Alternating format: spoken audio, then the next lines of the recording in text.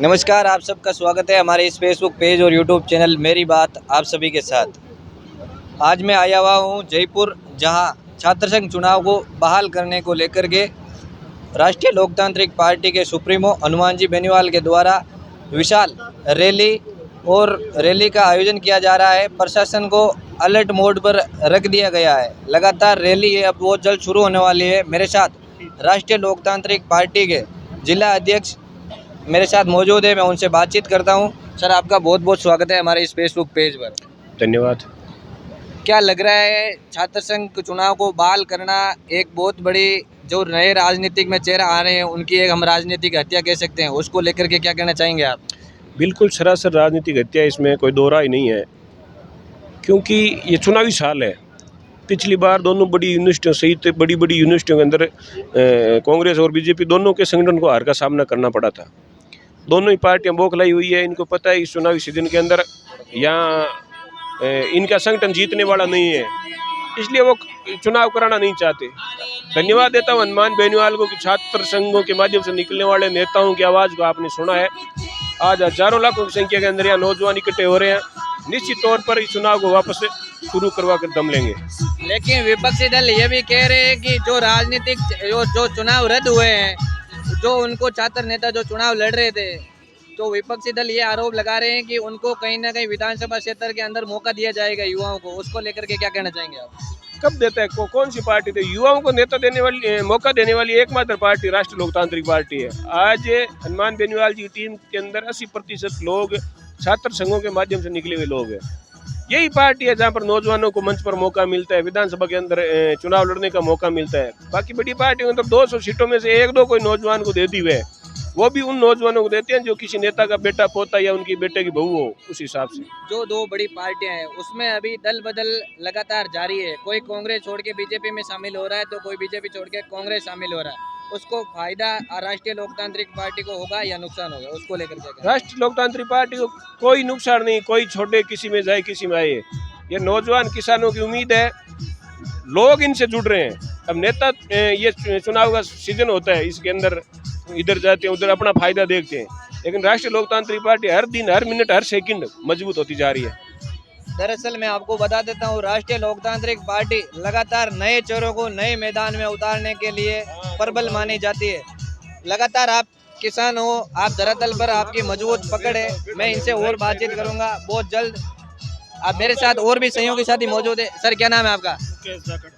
मुकेश जी, आपकी विधानसभा क्षेत्र कौन सी है? श्री डूंगरगढ़। श्री डूंगरगढ़। विशेष रूप से किसानों की क्या मांग है?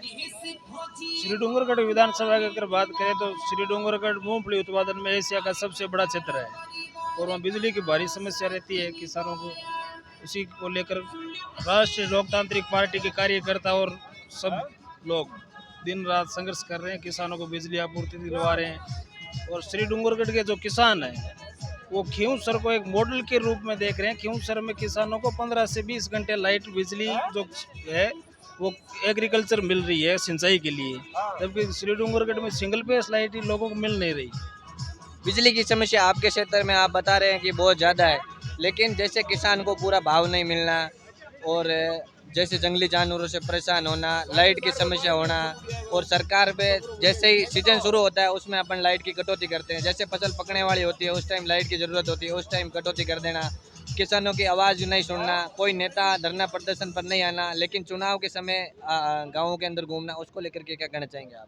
देखो, ऐसा है, भाजपा और कांग्रेस ने 75 सालों से लोगों को गुमराह करने का काम किया है और इस बार राष्ट्रीय लोकतांत्रिक पार्टी का पूरे प्रदेश में जिस तरह से वृद्धि हो रही है, गेन हो रहा है, पार्टी जो तेजी से बढ़ रही है, उसको देखते हुए कांग्रेस और बीजेपी खेमों में बहुत बड़ी बौखलाहट है। गांव-गांव ढाणी-ढाणी घूमने के लिए राष्ट्रीय लोकतांत्रिक पार्टी के कार्यकर्ताओं ने नेताओं को मजबूर कर दिया। लेकिन लोग तो ये भी आरोप लगा रहे हैं कि ये जाटों की पार्टी है, लेकिन इसमें 2 दलित विधायक भी आते हैं, उसको लेकर के क्या कहना चाहेंगे? लोगों के लगाने से नहीं होता, वो वही लोग आरोप लगा रहे हैं जिन्होंने आज तक जातिवाद को बेस बना के राजनीति की है। उसके अलावा उन्होंने जनता के लिए संघर्ष नहीं किया। हनुमान बेनीवाल जी हर एक आदमी की मदद करते हैं। आप देखिए बजरी आंदोलन, उसमें क्या सिर्फ जाटों को फायदा हुआ?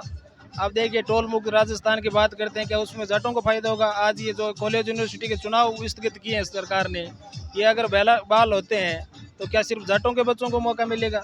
लोगों के आरोप लगाने से नहीं होता। हनुमान जी 36 कौम को साथ लेकर चलने वाले व्यक्ति हैं और हर एक छात्र, किसान, जवान की बात सुनते हैं। अग्निपथ का जो हनुमान जी ने विरोध किया जोधपुर में, 2 लाख लोगों को इकट्ठा करके जो विरोध किया, नरेंद्र मोदी सरकार को चेतावनी दी अग्निपथ वापस लेने के लिए, तो क्या वो उसमें सिर्फ फौज में जाटों के बच्चे जाते हैं?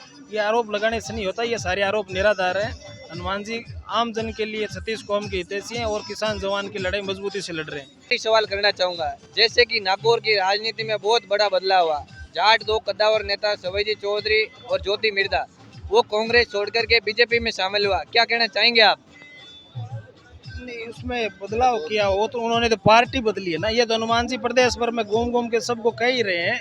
कभी हमारे नेताओं ने आज तक पार्टियां बदलने का काम किया, व्यवस्था परिवर्तन का काम नहीं किया, लड़ाई नहीं लड़ी मजबूती से, और वो काम हनुमान जी कर रहे हैं। अब लोग कह रहे हैं भाई ज्योति मिर्धा कांग्रेस छोड़ के बीजेपी में चली गई, अब हनुमान जी को नुकसान होगा।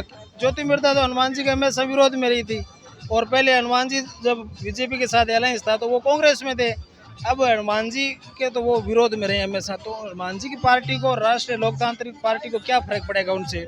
और नागौर की जो राजनीति है वो आज हनुमान जी के इर्द गिर्द घूम रही है। ज्योति मिर्धा कार इनका कोई है नहीं, वो राजनीति में एक्टिव रहते नहीं है। हमने देखा है पिछली बार चुनाव में जब कह रहे थे तो 2 लाख वोटों से ज्योति मिर्धा चुनाव आ रही है।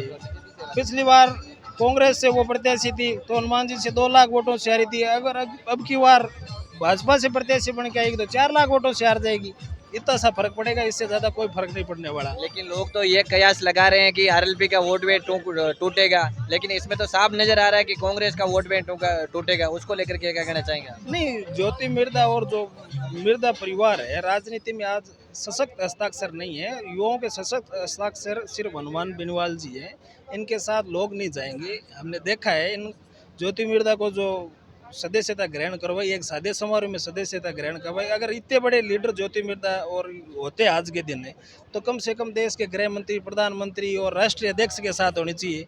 जबकि ये सदस्यता ग्रहण उन्होंने स्टेट के जो मुखिया है सीपी जोशी उनके एक सवाल मैं आपको बीच में करना चाहूंगा। नागौर विधानसभा क्षेत्र की बात करें या नागौर लोकसभा क्षेत्र की बात करें तो बीजेपी के कद्दावर नेता करीबन 1 दर्जन से भी ज्यादा आते हैं, लेकिन उन्होंने एक ने भी पोस्ट करके ये बधाई नहीं दी कि ज्योति जी आप हमारी पार्टी में आए, आपको उज्जवल भविष्य की शुभकामनाएं या बधाई पत्र देना चाहिए था, लेकिन नहीं दिया। क्या कहना चाहेंगे आप? तो अब आप इस बात से अंदाजा लगा लीजिए, जब बीजेपी में आने पर इनका स्वागत स्थानीय नेताओं ने नहीं किया तो स्थानीय जो नागौर है, खियूसर है, डेगण है, नावा है, कुचामण है, मकराना है, परबतसर है, वहाँ के लोगों ने इनका स्वागत नहीं किया, किसी तरह के इनको एप्रिशिएट नहीं किया। पार्टी में इनकी स्वीकार्यता नहीं हुई, स्वीकार नहीं किया। भाई शुभकामनाएं प्रेषित नहीं करने का सीधा सा मतलब यही है, स्वागत नहीं करने का मतलब है इन्होंने नेता के रूप में स्वीकार नहीं किया।